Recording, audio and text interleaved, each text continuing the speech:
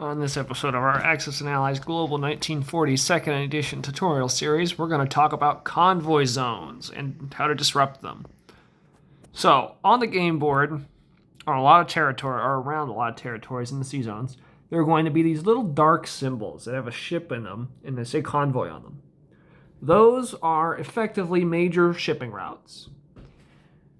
And what you can do with those are, you can park your ships around them, and take pot shots at those ships, potentially stealing money from whoever owns the territory.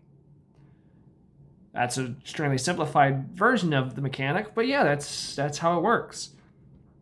So whenever you go to collect money, you check all your territories that have a sea zone around them with a convoy zone in it, and you see if there's any enemy ships there. If there are, that player that owns the ships is going to get to roll a certain number of dice, and depending on what ship it is, it'll change the value and whatnot. We're not going to go that specific into it, but they'll be able to subtract some money from you. They can never subtract more money than the territory's worth. Sometimes if it borders multiple territories, they're able to subtract from more than one territory. Namely being, since I'm over here, this convoy zone here in Sea Zone 62, you'd be able to subtract from both New South Wales and Victoria. So you could steal up to 3 IPCs from Australia. Now, I know I've been saying the word steal. You're not really stealing it. You're not gaining the money. You're just taking it away from them. It's just lost to the ether.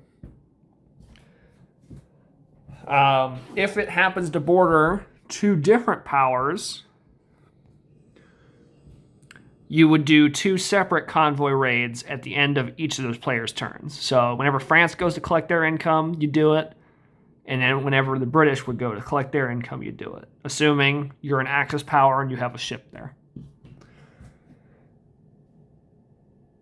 Yeah, that's the basics of it.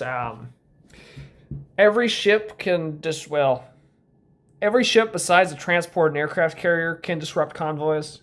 An aircraft carrier can do it if they have planes on them, and they're extremely effective in doing that. Submarines are also really good at it. It's nothing that's going to win you the game by itself, but it adds up over time. I feel like this is a mechanic that benefits the Allies more than the Axis, at least on the Europe half of the board. In the Pacific, it's probably the opposite way around. But it's definitely something to watch out for. It's definitely a reason not to ignore naval combat. Even if you're a nation that can't really afford a lot of ships, you'd probably still want a few just so you can protect your convoy zones. Yeah, that's going to be all for convoy zones and how to disrupt them.